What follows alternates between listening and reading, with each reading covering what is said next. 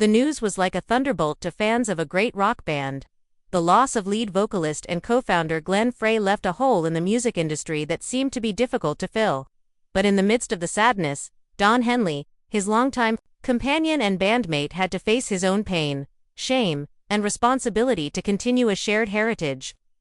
Don Henley finally talked about losing his brother in arms, and how he got the strength to go on in a rare and emotional chat.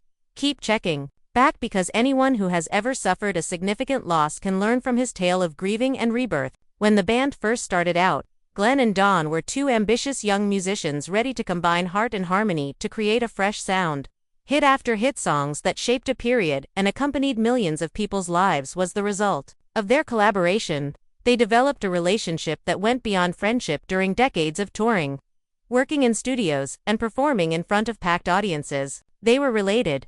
Then, in January of that year, doctors declared Glenn to be in serious condition. He was put into an induced coma because his chronic medical complications had gotten worse. Don dropped everything when he got the call.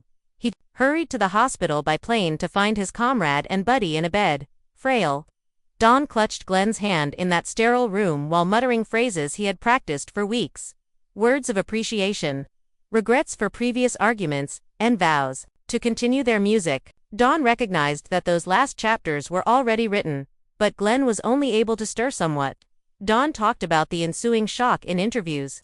He acknowledged that he felt bad about the band's past conflicts, the time he had spent aside working on separate endeavors, and the times when his personal insecurities had prevented him from contacting them more frequently. He revealed that he lived with those regrets, wondering if I could have done something different, before realizing that remorse was too great a burden to bear alone.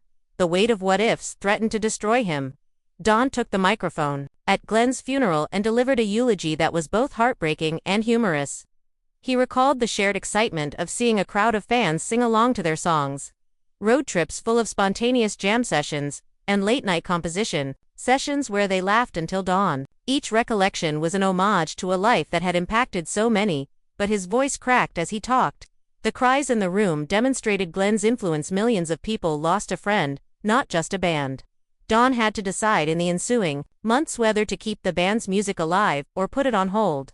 He went with the latter since he thought their songs were universal and should be heard. He asked Glenn's son to join the band in his father's honor, taking over his father's guitar and vocal duties. Don felt a feeling of hope and closure as he saw that same voice emerge from a new generation.